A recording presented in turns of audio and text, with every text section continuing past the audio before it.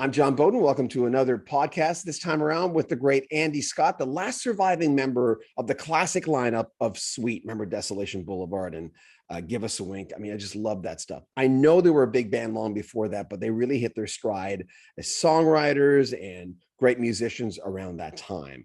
But Andy's the last one still alive.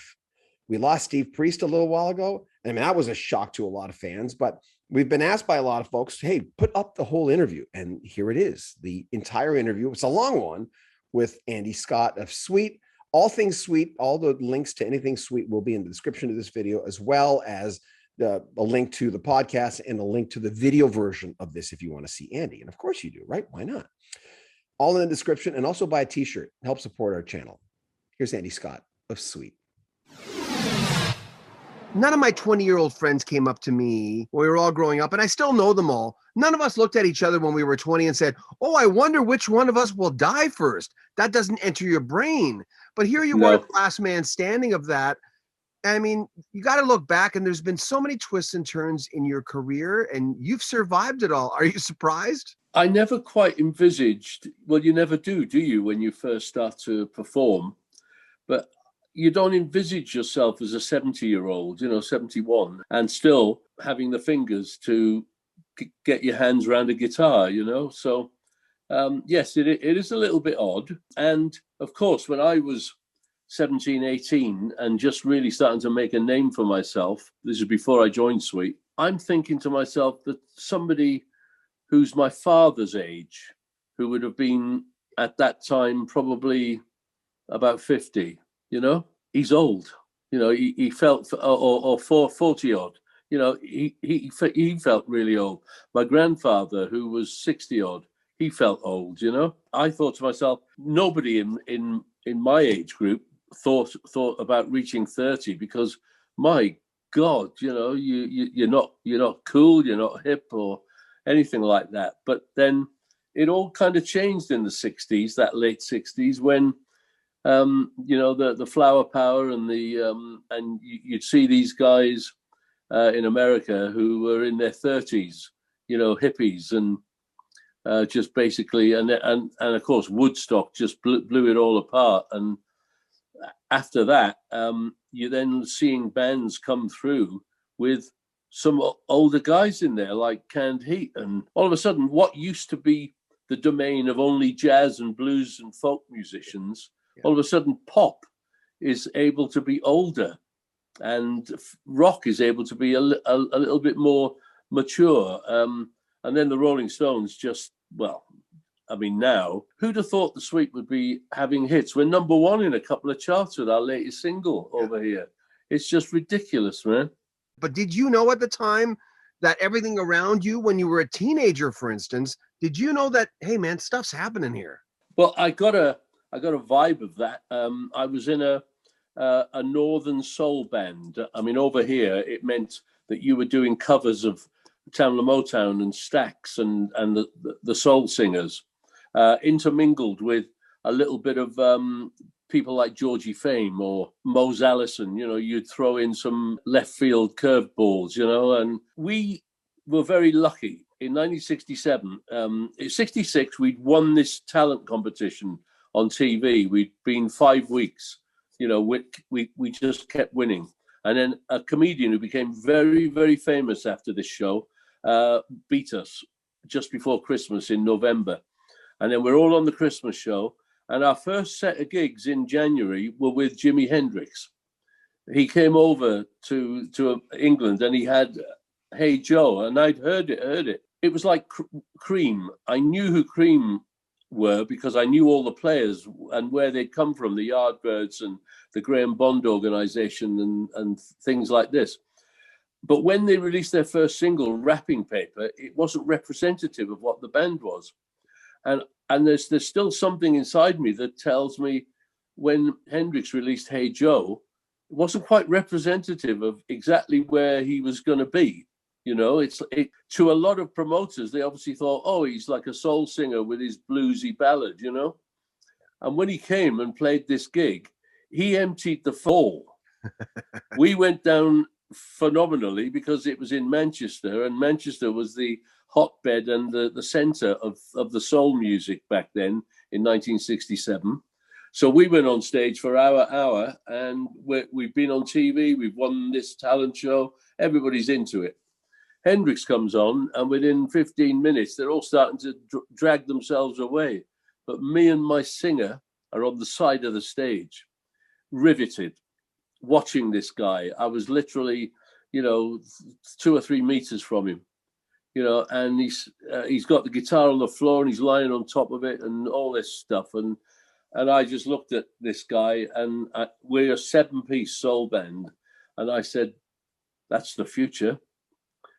Cream had just started to make an appearance. Led Zeppelin hadn't quite got there yet. And, all these 3-piece bands, I mean, Sweet, guitar, bass, drums, and a singer. And I thought to myself, that's the future. Now, I'd been playing bass, even though I could play guitar and keyboards. I had been playing bass in the soul band. But the first thing that we did, within 6 months, we changed into this crossover band, playing, what you might consider to be fairly prog rock these days. A little bit of, the singer could play flute and Hammond organ anyway. So we were immediately, getting involved with all of that. And I'm thinking to myself, this is going to go somewhere. And of course, when it doesn't quite go where you want, you move to London, and you're thinking, I joined a band in London, which split up. And I always believe in a bit of karma, the opportunity to go and I'd met the Sweet. They were a bit of a pop band at that time. And I thought, in for a penny. And I went along to the audition, got the gig, and within 6 months we were charted everywhere in the bleeding world. So, it was the right decision, the right sort of time. They do say that there's these sliding door moments when, you walk into something, and if you're 5 minutes late, it all changes. Yeah. Being 61 in February, people go, "Oh, you planning your retirement?" I'm going, are you kidding? I'm making more money on YouTube than I ever made in 37 years in broadcasting, and I like what I'm doing. But I'm hearing you, and of course, I've done a lot of research on you, and I knew who you were, of course, but you still got that hunger. We don't do it unless we enjoy it, because if you do it for another reason, it's never going to work properly. Anybody who thinks, "Oh, I'll just pick a guitar up and I'll earn loads of money," you'll be lucky. Yeah. You've got to get in there and really, really enjoy it, and what's your little special, niche here, You were mentioning Set Me Free, that and Into the Night back to back on, I remember, Desolation Boulevard. I was very impressed with Mick Tucker. I remember going, this is the most underrated drummer in the world, especially on... I absolutely agree with that. Like in the beginning of Into the Night, when he's doing that little root, I'm listening to that, I'm going, no other rock drummer's doing that. Who's doing that?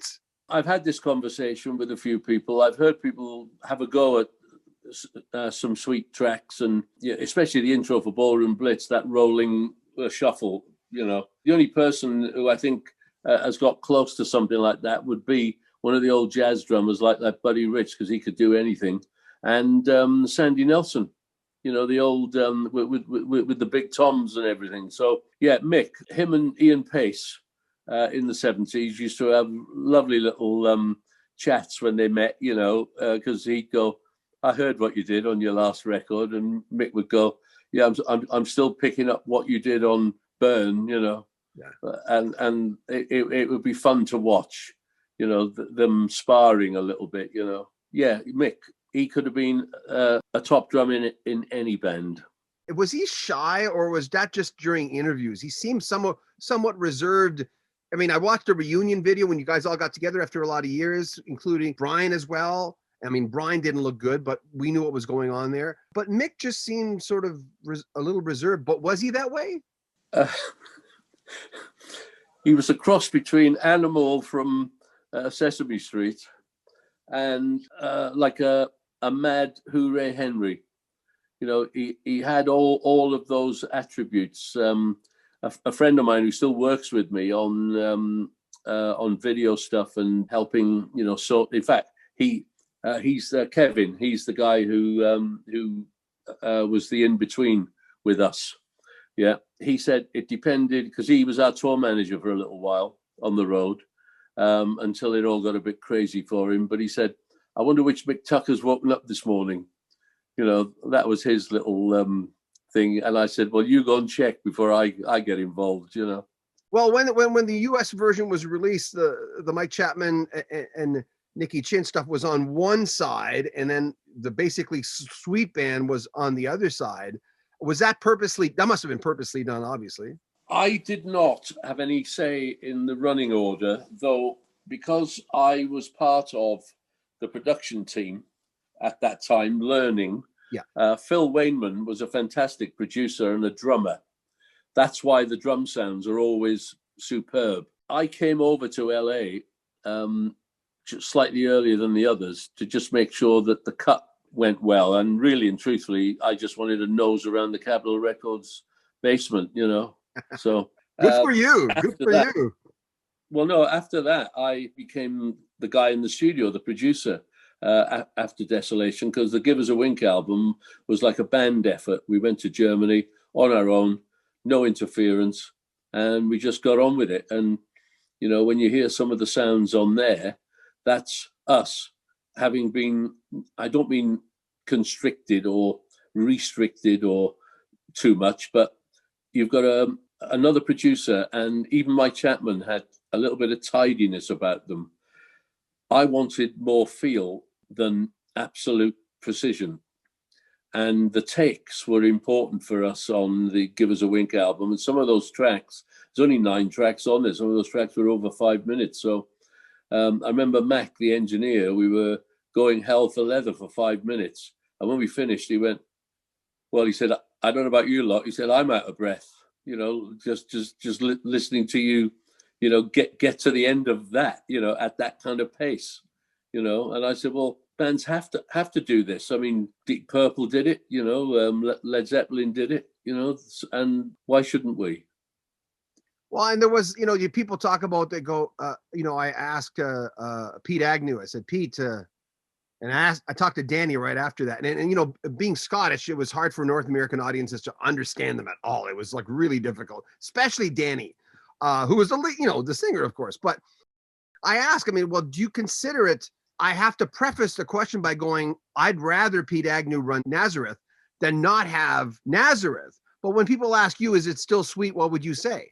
There is a kind of timeline, and it was Sony over in Germany who came to me about 10 years ago, maybe a little after that, maybe 8 years ago, and said, look, we've been following what's going on. You're the only band that, however many of, like when Brian came out and was singing again with backup bands that he just picked up wherever he went, and was trying to call it the Sweet. It was never going to be the Sweet. You know, he'd left the band in '79. He was, I think, manipulated a little bit by a few promoters and things like that.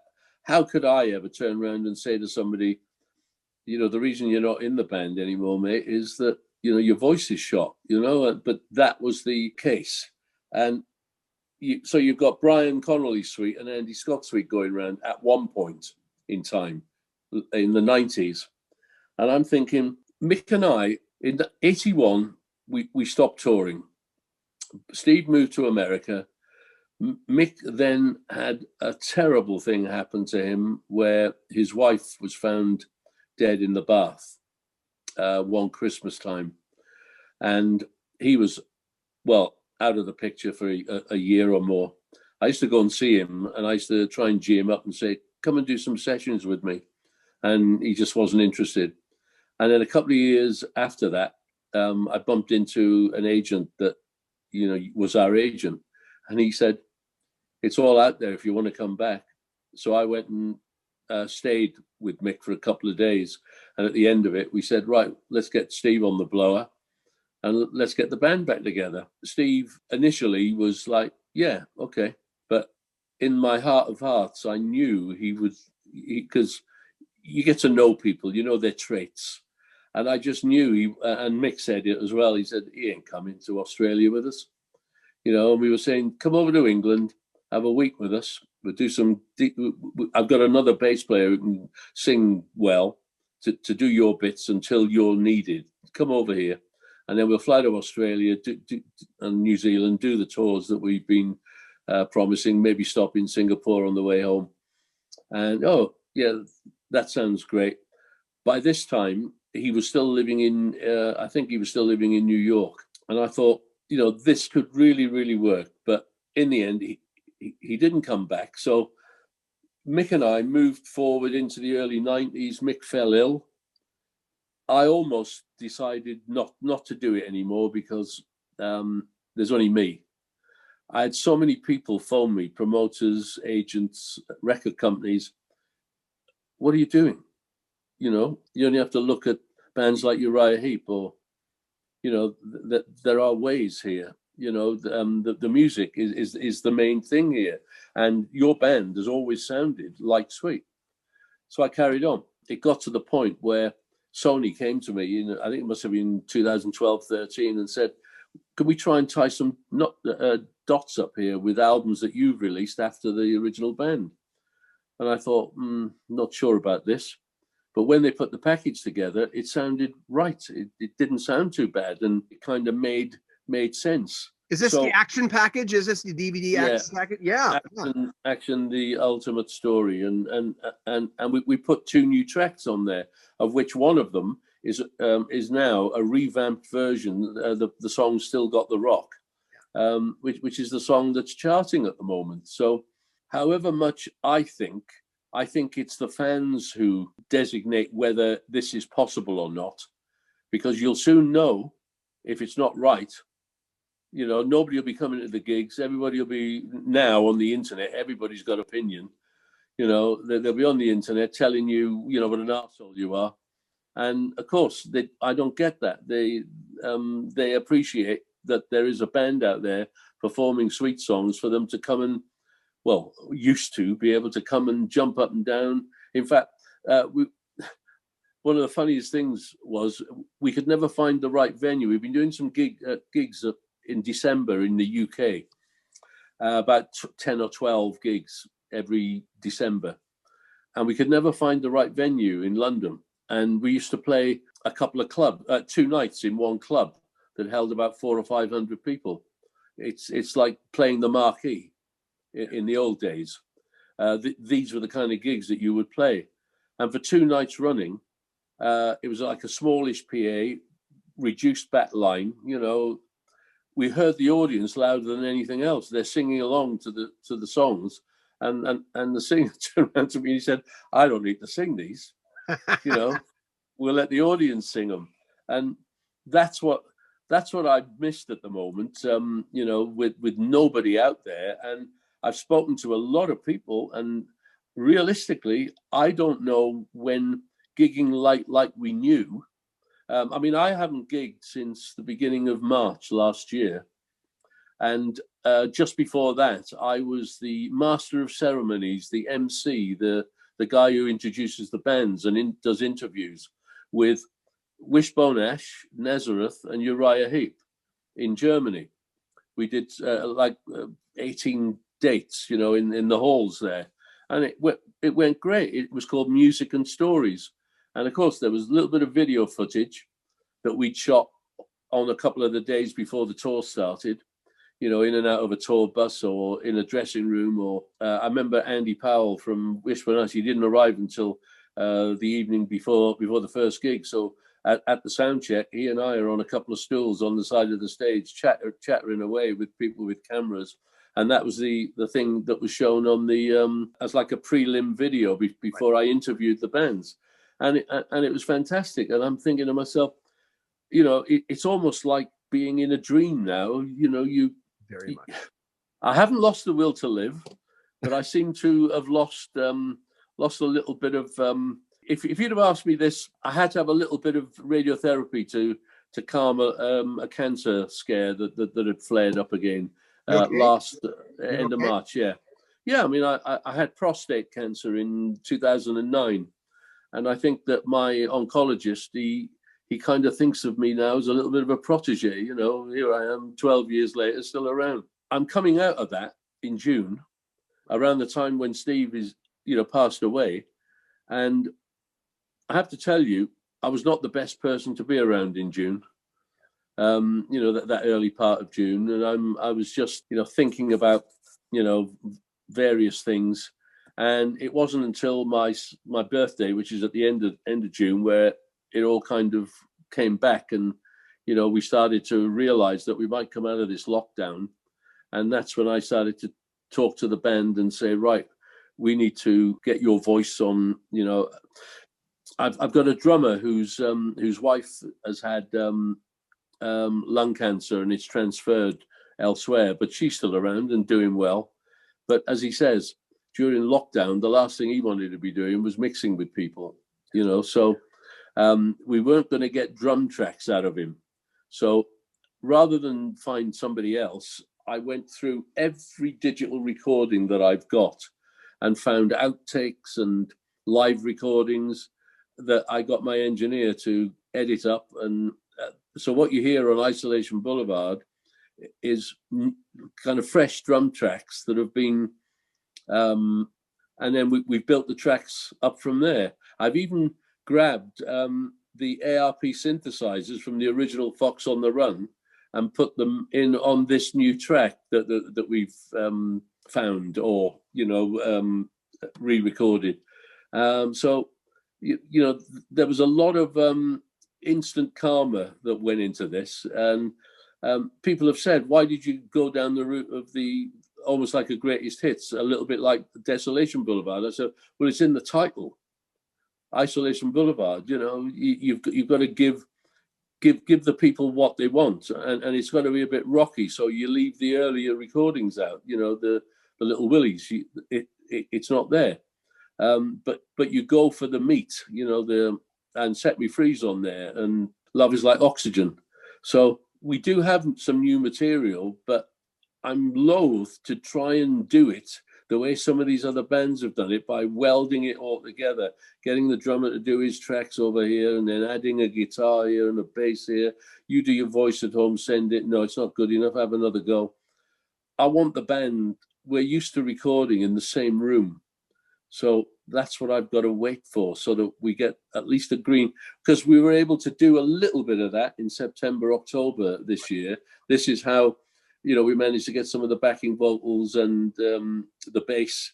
And, I got the singer and the bass player down for a day, because they couldn't stay over, because, it's not part of the rules. Yeah. But I've got enough space, distancing. You stand over there, we'll plug you in, and, all that kind of stuff. And we're all having lunch 2 meters apart, it's, yeah. Did your parents get what you were doing when you were a kid? My dad was an entertainer when he was a child. He used to go into talent competitions. He used to sing along with a doll strapped to his feet. So he would do this dance routine and sing. And, Harry Scott was, quite in demand. And then the war broke out, and anybody who was fairly fit went into either reserve or training.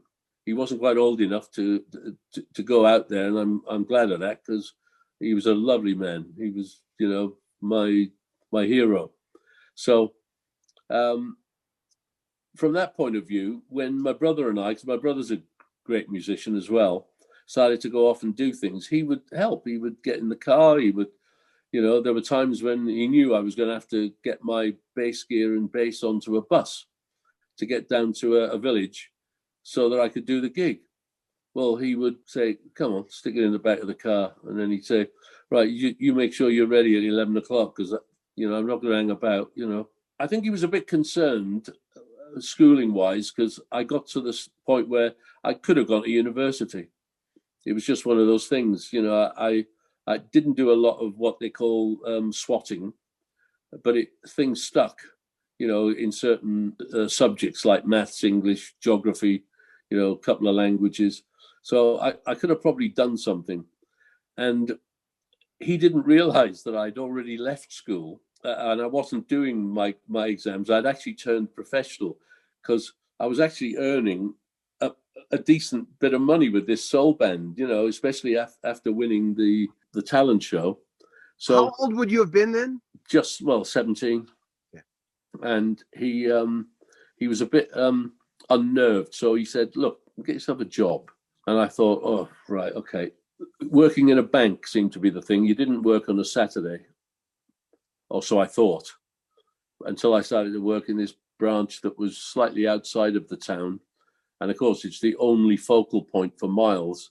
And on a Saturday, loads of farmers wanted to come in on a Saturday morning and bank all their money and get money out for the wages for their. So every Friday night, this small bank was loaded with money. And I remember thinking to myself, God, you read about the great train robbery.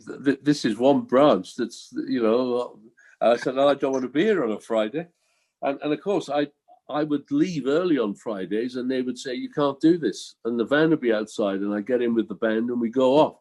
And I wouldn't show up on a Saturday morning. So it was destined to not last. Yeah. But I think he realized, after we'd won the talent competition, that there might just be something in this. I remember him putting me on a few years later when my brother and I moved to London. He put us on the train. This would have been the end of '69, and wished us well. Did your parents see your success? Yeah. Oh yeah. That must have been a proud moment for them. I mean, you were all over the place. You were a worldwide band. You were like everywhere. Especially by the time the '70s came, the US embraced you. It was a phenomenon. It was big. Yeah, I didn't have to do the thing that a lot of musicians do, where they buy their parents a house, because we already had a big. There were four kids in the family. We already had a big semi-detached house in North Wales, so it was just a matter of making sure that they were okay. Yeah. My dad and my mum was, in fact, in a pandemic like this, my mum would have been running a whole nurses station, in a hospital. So quite a busy house. We were not latchkey kids, but because my mum and dad did work hard, we all had keys, to get into the house and, make sure that, we were safe and all of that. So. Is there anything you would tell, knowing what you know now? It's a cliche question, I know. Would you go back to that 17-year-old now, or would you not change a thing if you could tell him something that you know now? I would say don't be too eager, and keep your trap shut sometimes. There's no need to talk. Listen. I am a total believer that no matter what comes your way, you make your decisions. And you can't have regrets. You can't go back and say, I wish I'd done that now. People have said to me that moment when Brian had left the band and we were starting to pick the bones out of the record that he should have been on, the Cut Above the Rest album, where we ended up being a 3-piece band. And Ronnie James Dio was up for the gig, to replace Brian, because he and I, got on really well. And I'd already made the decision for everybody. I said, look, this is not a decision that I'm going to make or two of us are going to make. It's the three of us or nothing. If three of us don't agree that this is the right way to go, it can't be a 2-to-1, because then there's always this. Yeah. And of course, Steve didn't want to do it. He said, I think we can do it just as a 3-piece. I now think he was probably wrong. Adding a singer might have changed the dynamic again. And, because Sweet were used to having a front man, it was. But you all of you sang. I remember paying attention to the back of the album and going, wow, they all sing.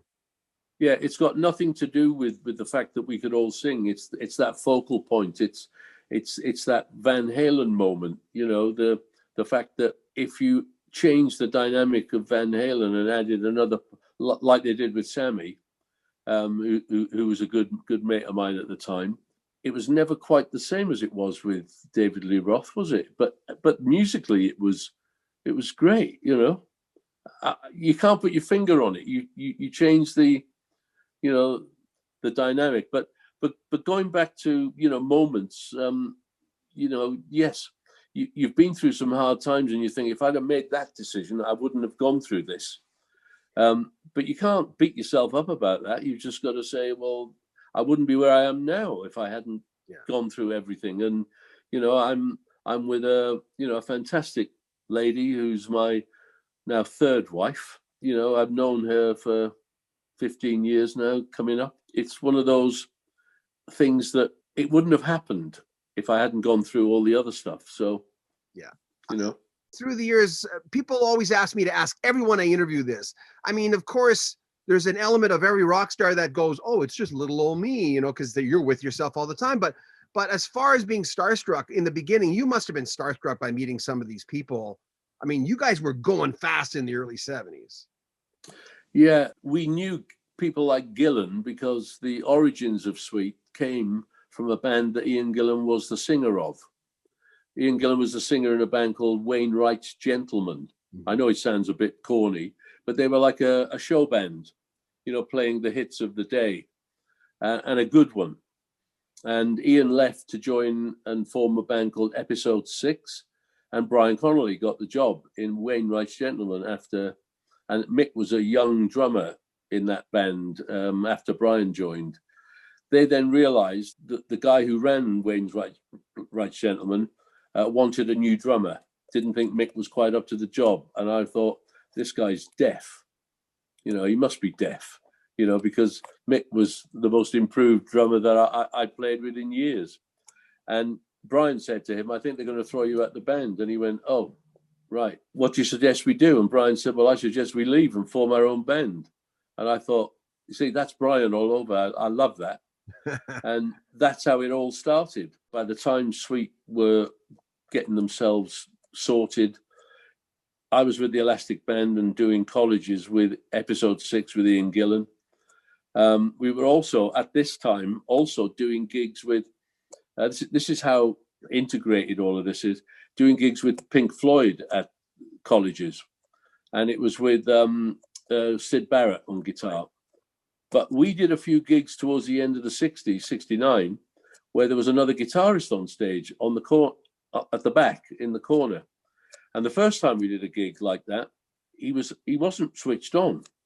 He was just there to be on stage, to get used to being on stage. I think they were feeding him in. Is David Gilmour you're talking about? Gilmour, yeah. And with the really long hair. The second time we saw them, he's now playing quite a bit. And Sid is off on, you know, a little bit of fairyland. And then there was one gig that we did, like a May ball outdoors in a big tent in Oxford, the Elastic Band, just one of the last gigs we ever did. And Gilmour's now the guitar player, and Sid's nowhere to be seen. And all of a sudden, the band, they're not using this, you know, oil sort of backdrop and front drop. Yeah. There's lights on stage. You can see them a little bit. It's all shady light that, and they sound different. And here's a funny one. How can anybody turn around and say that Dave Gilmour is not an original member of Pink Floyd? Of course he is. How can you say that Ian Gillan is not an original member of Deep Purple? Of course he is. I've had it leveled at me. There were two other guitar players who lasted like 6-9 months at a time before I joined Sweet in 1970. I'm still here 51 years later, yet there's still a few oddballs out there who go, you weren't the original guitar player though, were you? And I went, but can you remember who the original guitar players were? You know? Genesis is like that too. I talked to Steve Hackett like 8 times or something. And he always says, yeah, no one, he says, no disrespect against them. He says, it's not my fault, but they just don't remember those other guys. No, but if you don't have success, yeah, it's the lineup that has the most success that people kind of remember. I mean, with Deep Purple, you know, you had Rod Evans and Nick Simper on bass. I mean, we knew them, you know, from whatever band it was, Maze, and I think Nick Simper was with Johnny Kidd and the Pirates. You know, so, and he was a good bass player.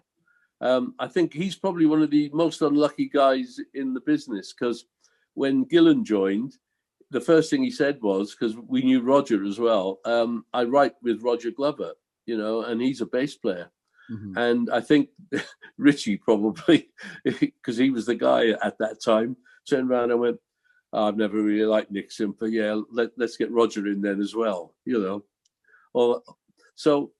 You know, at least the one thing I will say about Sweet is we've never come to blows, fisticuffs.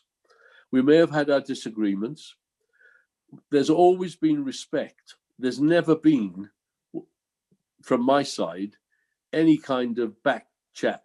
They were original members of the band. I would never, ever badmouth or say anything about anybody, because none of us would be here without all of that, you know? But was there a time with all of you just realized there's nothing you could do? Brian was going to be Brian, and he was going to fulfill whatever he had to fulfill.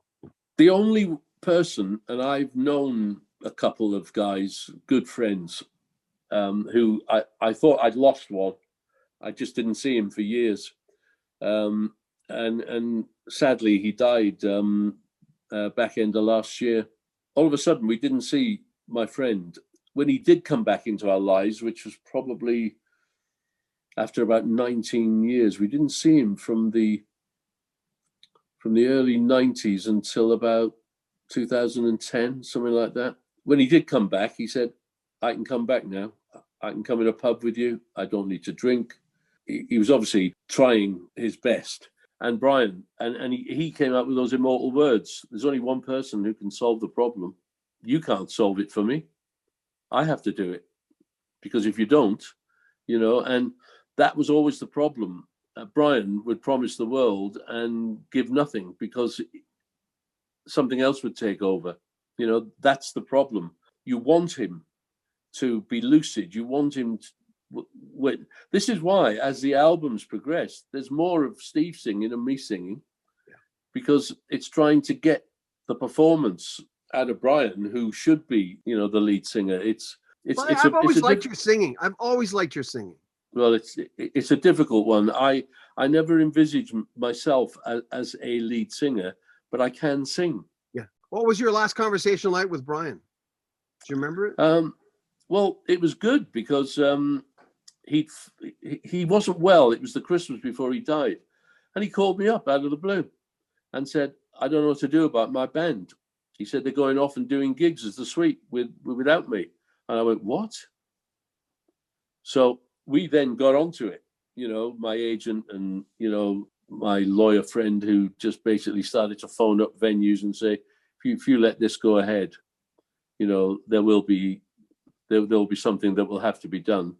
And I said to Brian, I know you're not in the right frame of mind, but somebody on your behalf has got to actually have a damn good word with them, because, you know, I've got a little bit of this happening on the West Coast now with the guys who used to work with Brian.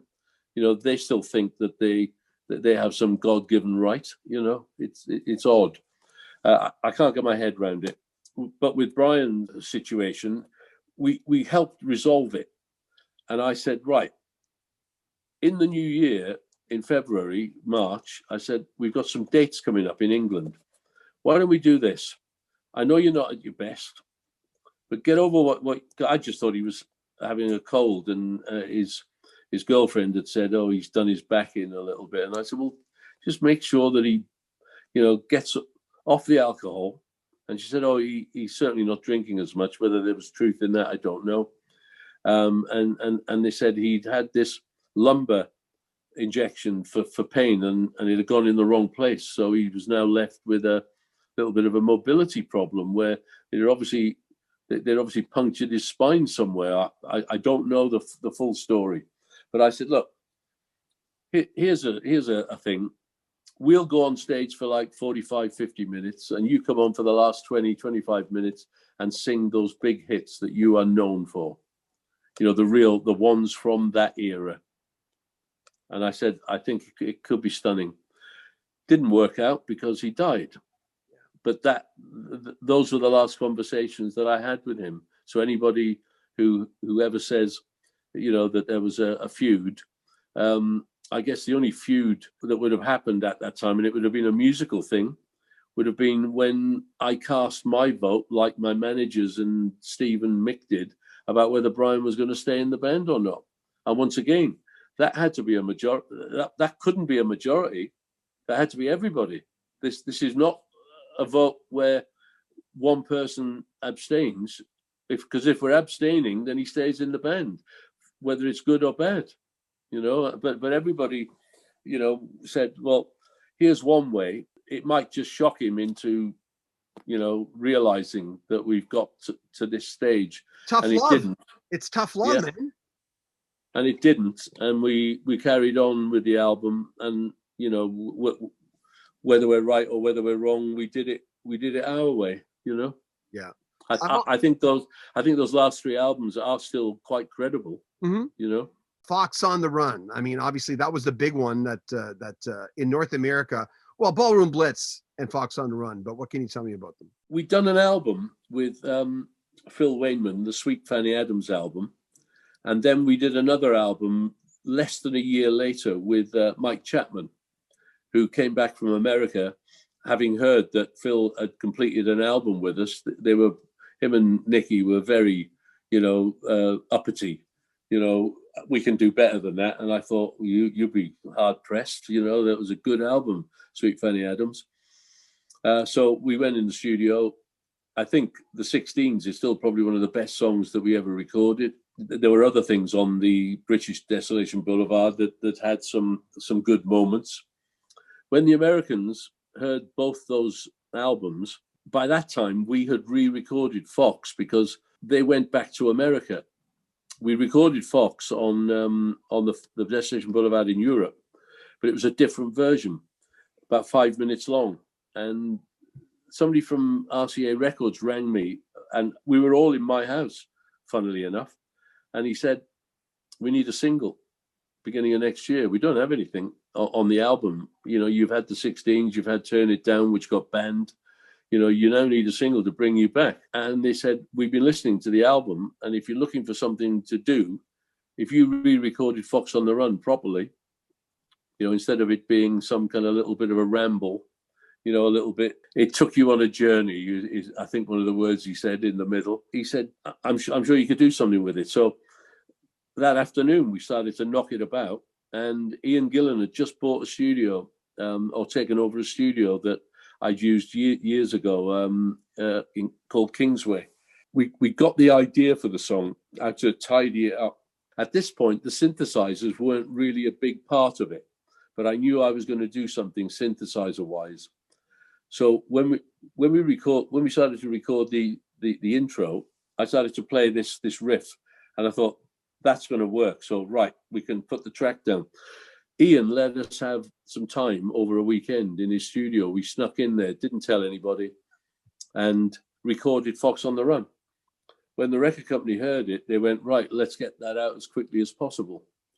And it became, because of America and all the other territories that it opened up again, it became the biggest seller that we had, which was unusual. It probably pissed Nicky and Mike off the most because, they'd been writing all the hits up until that point. But the one thing that I remember they rushed back from LA to, when the record company said, we're releasing Fox on the Run. I don't think the version that we've got is a single. No, they've re-recorded it. So, and I remember Phil Wainman wanting to come and produce it. And I said, no, I think if we're going to do this, we're going to do this on our own. Yeah. And when Mike heard it, he phoned me up and he basically said, you finally did it. You finally did it. And I went, thank you. Tell me something about Ballroom Blitz. We used to do like rehearsals, pre-recorded rehearsals. And the band would have a day, and then Phil would come down and kind of school us with his thoughts. When he came down, we had Ballroom Blitz sounding a bit like a Deep Purple track, not with this drum, this 50s, 60s drum track, old style. We probably thought of it in a way like Burn, or, with a little bit of power. And he said, no. He said, I've definitely got it. And he said, you lot, go and have a cup of tea. Me and Mick are going to work something out. And when we came back about half an hour later, this thing, I immediately went, oh, that sounds like people like Eric Delaney, went Sandy Nelson, actually. That's when we realized, that this was Mick and Phil making their dream drum record that they used to keep talking about. And this is before Cozy Powell's Dance with the Devil, remember? And it's also before Golden Earrings, Radar Love. Yeah. But all of them great records. Whose idea was it, by the way? Whose idea was it to call out the names of the band members? Mike Chapman. Over the intro, his demo was chaotic, was chaos. He'd just been to see us at a gig where the crowd went nuts, and Brian and I ended up in the audience body surfing. I was worried that they were going to smack the neck off my guitar, and the scissors were out from girls trying to cut your hair.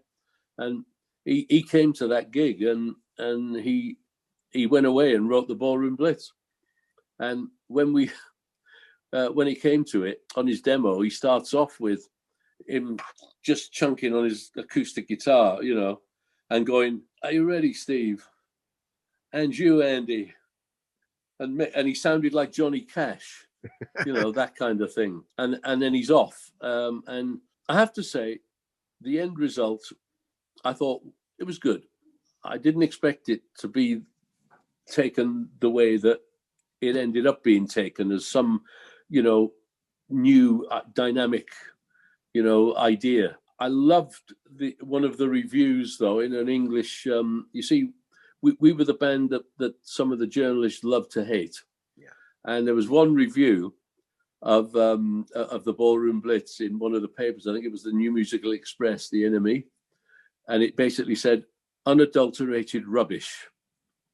Wow. 2 words. Yeah. And it went straight into number 2 on the charts and stayed there for 6 weeks. That chorus of vocals in Sweet, I remember when I first heard Queen, I remember going, are they doing Sweet? Like, what's going on here? But there was parallels with that layered voice thing, because I'd heard you guys first. I have no axe to grind with that. I think Queen were extremely talented. They came with an idea, a plan. Sweet was a little bit off the gunslinger. Am I going to shoot or am I not? Whereas I'm afraid Queen knew exactly where they were going and what they were going to do. And quite honestly, they came to a couple of our gigs, I'm told, when we used to play colleges in London, when they were called Smile. They were a band called Smile, and they were making a bit of noise around the town. I remember them coming, it must have been Goldsmiths College. And I mean, we had a half decent show, films, a drum battle on films, things like this. And obviously you go away and you get ideas, What you can't do is you can't have that moment of, like, I think a few people, like Brian certainly had a bee in his bonnet about Queen. They're ripping us off. Well, yes, but you can't say that. There's no way that would fly anyway, because you look at Freddie, you look at what the band are doing, the sound is slightly different, but the idea is the same. It's got layered, as you say, sparkly vocals on top of a kind of heavy rock backtrack. At that time, I think none of us realized how gay Freddie was, but it certainly came out a little bit later on with some of the disco tracks, and I think Killer Queen was the starting point of and I Want to Break Free, just how maybe tortured the man was. Little Willy, again, a song that when I was young, I would have been, I don't know, 12 when I first heard that. It was another one that made me stare at the speakers. Tell me about that one. This was the last track. The Sweet were at a point of telling everybody to basically go away and leave us alone, because the real early bubblegum singles that we had released in 71 were sessioned. Phil Wayman had a bunch of session guys that he worked with. We might get to put some hand claps on there, or might have done a tambourine. I think I put an acoustic guitar on one track. But let me interrupt you. Let me interrupt you. Why? Because you guys could play. But why? Yeah. Well, when you turned the record over, you could certainly hear that we could play, on the B-sides and things like that. But Phil, 3 hours, we're going to make this record. Didn't think that in the studio that we would make the right kind of record. And he's probably right. We probably wouldn't have made Coco or Papa Joe, those kind of Caribbean songs, the way that he ended up making them. When it came to Little Willy, it's The Who, if you want it to be. It's us. And Mike wrote it with that sort of can't explain type Who riff, but which is hidden. Were you guys doing the Who medley back then? Yeah. Yeah. See, Mike is a very clever man. He's feeding off, what he's hearing and what he's doing. Yeah. And when we had to do Top of the Pops, this was in the era where the Musicians Union had done this deal with the BBC, where any act that goes on Top of the Pops, they have to have performed what they're going to perform on Top of the Pops. Don't mind you mime into a backing track, but it can't be the record. If the band didn't play on it, then you'd have to have those session musicians up on stage with you. Well, people were getting around this, but in our case, we happened to get a little bit of a stickler come to the session. So we re-recorded Little Willy the way that we were kind of doing it live, a little bit heavier, with a little bit of help from a keyboard player friend. And so the version that you heard on Top of the Pops was us playing, not the session guys. And that's what carried it up into the top 5, because the subsequent records after Coco, which went to number 2, didn't really, just about made the top 10, or, there was one record which I think just about barely broke the 30. So Little Willy was a real testing point. And I actually think that there was Mike on one side saying you need to let the band play on this, and Phil saying no, So after the success of Little Willy, I think that's when everybody went, right, wigwam bam, it's the band. And you can hear the transition, all of a sudden, You've got a band, and we're taking off, You're number one. I guess a lot of people were buying rolls. Yeah.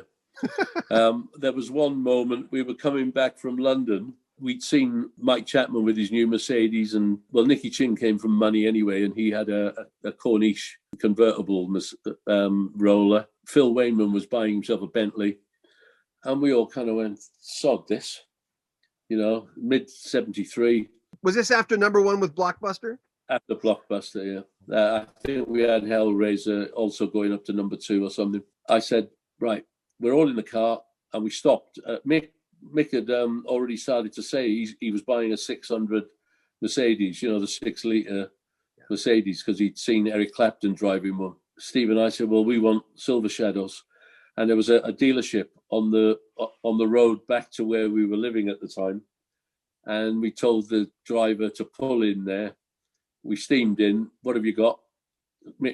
Steve went, I'll have that one. And I went, I'll have that one. We didn't drive them home there and then, but we wrote some checks out and left it with them. They said we just need a day or two to prepare it. Next thing I knew, we were having them delivered at our houses. We bought them out of the band's money. Nicky Chinn threatened to take our checkbook away. And we basically told him to, politely, the second word's off. And it was at this point where Phil Wainman was laughing his head off, because he could see what was coming. And being an ex-musician, he knew what was on the cards. And then we started to break into America. And of course, me, kid in a candy shop, New York, 48th Street, straight down there. I'm going home with guitars after every tour, and we're talking late 50s, early 60s Stratocasters and 335s, and it's fantastic. When did you come up with that riff for Love Is Like, that's etched. When did you come up with that? We were in a studio in France, and our sound engineer, stage sound, our crew, they all came with us to the recording session. A couple of them stayed on. We didn't need everybody there. One of them, the sound guy, he was a good keyboard player, and he was working on this. He said, look, he was a big fan of bands like Supertramp and Genesis, and so he would play these piano pieces, and I said, I think you've got 3 bits there, and he said it'd be brilliant. He said he was kind of working on like a mini rock opera. And I said, well, I definitely think you've got 3 bits there that I could do something with. So I just got him to record them, and I said, do that bit, then that bit, then that bit. And while he was doing the double tempo thing with the piano, I just went, right, he's playing an E minor there. If I was to play the A flat and G, and it just gelled from there onwards. And it's not funky, but it was that chop, you know. I mean, I'd heard people like Robert Fripp and, you know, doing these really odd chop things, you know, and, you know, it's in there somewhere. It's got to come out at some point. I had the lyrics for a couple of years, just had nothing that I could use them with. We recorded Love Is Like Oxygen a little bit arse about face. I hadn't quite finished the vocal part of it, but I knew where we were going musically. And we had a fantastic arranger involved because he was doing some orchestration on the Level-Headed album with a 40-piece orchestra. And he also played keyboards on a couple of the tracks. And I just said to him, this is the song. And he went away for a couple of hours, sat while we were doing other things in the studio. And he came back and he'd written out these musical parts.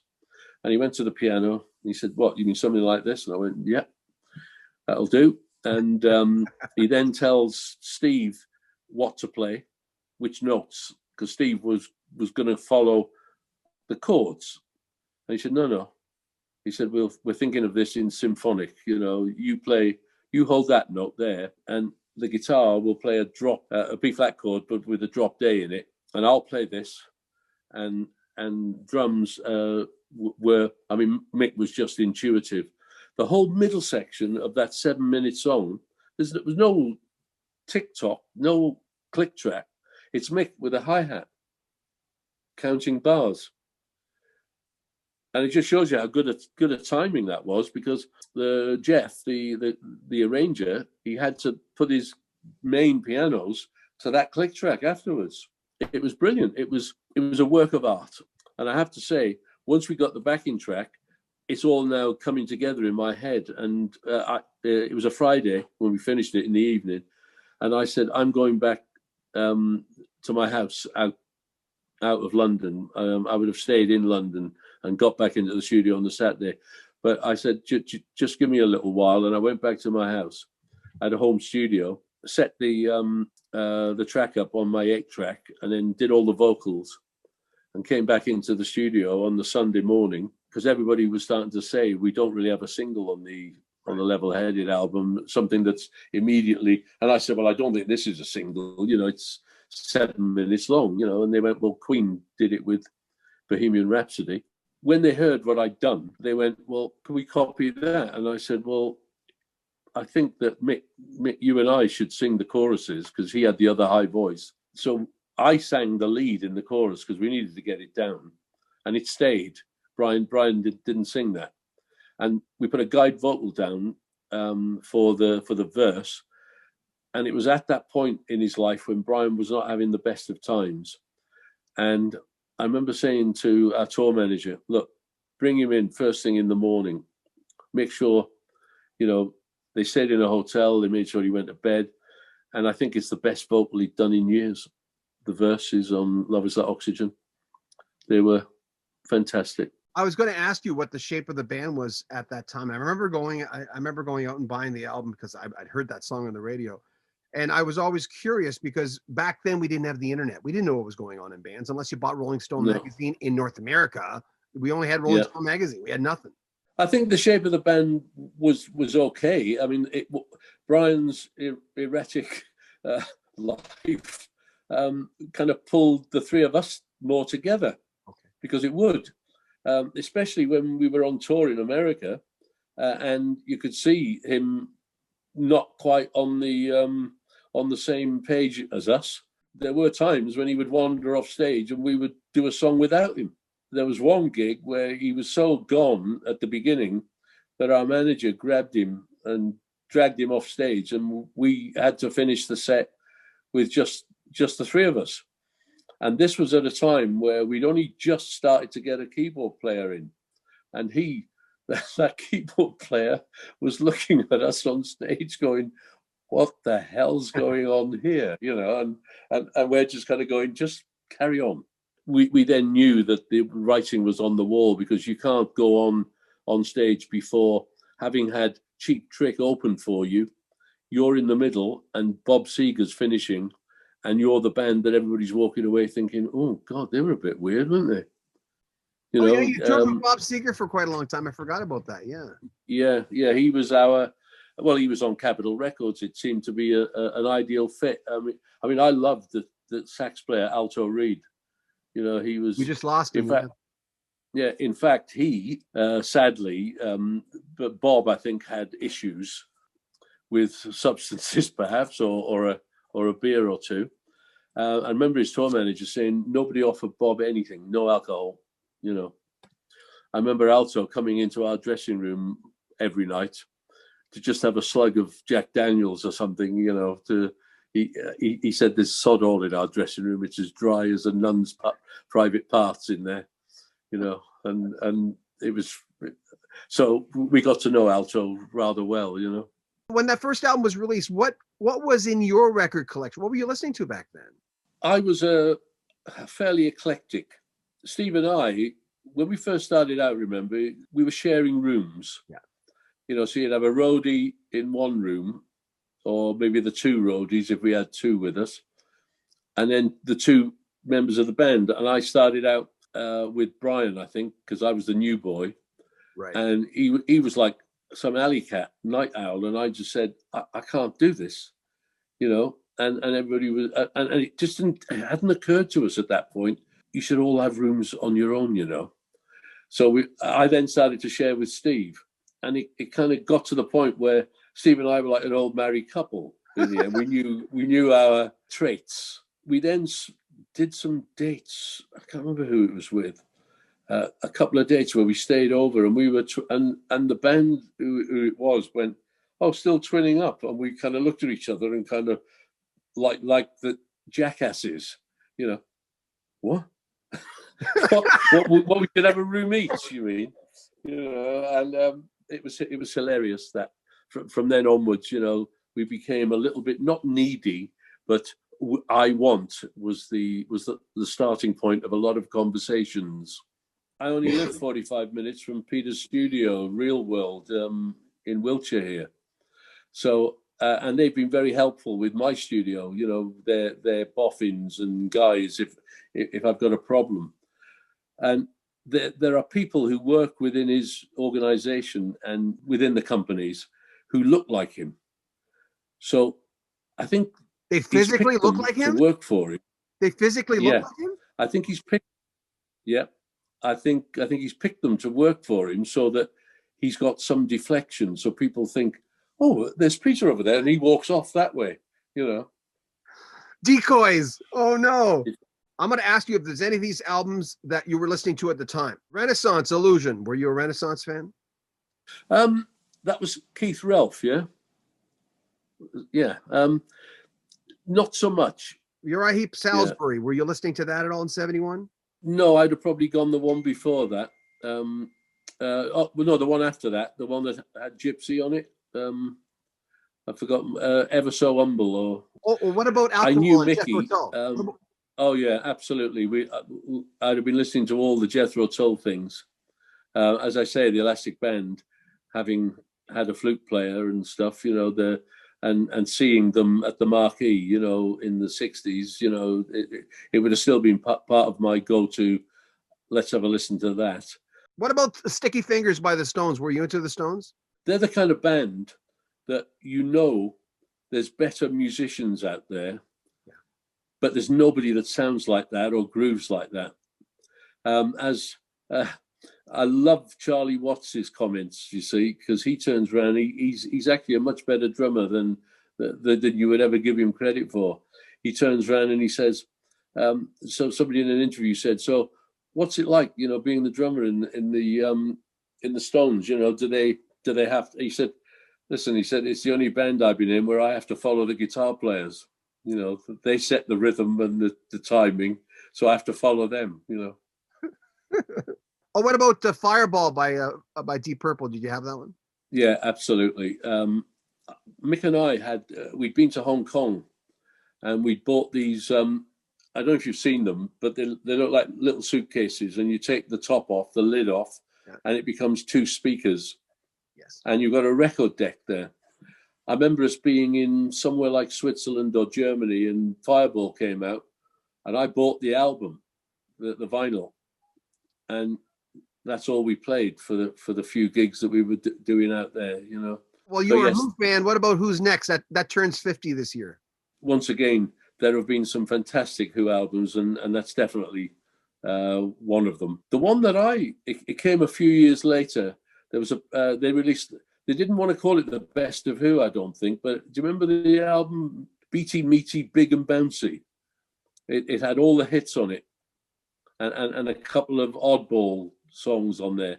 That is a great album. You know, the track listing, you could put that on and just let it go in the background, because you know you won't be disappointed with anything you hear on that. Were you a Focus fan? Making Waves Focus 2? Yeah, I didn't have their album, but I remember seeing them on there was a British TV show, and late at night, it was the only music show worth watching. It was called The Old Grey Whistle Test. Yeah. And they came on and did 2 songs. You had to play live on there. Oh, is that right? You had to play live. Yeah, and it was in a really small studio. I've seen lots of clips of the show. Yeah. Because it was recorded in the News TV studio. Now, you know how big they are. They're not very big, with 2 or 3 cameras. So the band would be set up just behind the presenter here. You can see how loud the bands are sometimes because the picture's doing that, you know, on the camera. Yeah. You know, it's brilliant. Frank Zappa, 200 Hotels, Mothers of Invention. There you go. You have that one? Yeah. Live at the Fillmore was my go-to, though. Do you know when it moved from the Mothers to Frank on his own? That's when it got better for me, and I never realised I would try and go and see him play a lot. Whenever we were on tour, if they were on tour and in Germany or somewhere, I'd get somebody with a car and we go and see them. Met most of the musicians who played with him, like Terry Bozzio and Adrian Belew in that era. I remember reading somewhere and not believing it. And Frank was never easy to get to chat. And this one gig, I managed to get backstage. Yeah. I was chatting to Terry Bozzio, and Frank came out of the dressing room and he chatted. And I basically, I think the moment when I turned around to him and said, you know something, I never realized that you wrote all the tadpoles and everything. And it was like, it was the cue for him to go, not another one, right, I'm off, you know. And I thought to myself, see, you never learn to shut up, do you know? Were you a fan of early Genesis? Yes. Do you know something? There was a lot of people who didn't like the Peter Gabriel era, but I did. Insane lyrics from time to time. Yeah. Back then, it was, how can I put it? It seemed to be more keyboard based. Tony Banks, yeah. Even though I can't remember how long Steve Hackett was there. Steve Hackett was there till 1976. Oh, well, he would have been there beyond Phil Collins was now singing. Yeah, he was there for 2 albums, Wind and Wuthering and Trick of the Tail, when they toured with Bruford for Trick of the Tail. And he had said, and you'll probably not be surprised, he says it was Peter Gabriel and Tony Banks, singer and keyboardist, that were, there were 2 guys in that band that kind of ran it. Zeppelin 4 turns 50 this year. Wow. What did you think? What do you think? I mean, no one's wrong when it comes to music. What did you think of Zeppelin, or specifically Zeppelin 4? Well, it's got the tracks on it, isn't it? It's the one that everybody would kind of, I mean, I still think, see, when I first joined Sweet, that we were looking for new things to try out gig-wise. Even though we were releasing these, you know, pop bubblegum records, in the set was a couple of Deep Purple songs, a couple of Black Sabbath songs. And I said, we need to do a couple of Zeppelin things, not the obvious ones, you know, do something like Communication Breakdown or Living Loving Maid, or, you know, some. Hope you enjoyed that. All the links to Sweet are in the description of this video, as well as the podcast link and a link to the video version of this video. We'll have more coming up in the next few days. We're going crazy with podcasts and videos now of whole interviews because you asked for it. I'm John Beaudin from Rocky Street Music and Rocky Street Book.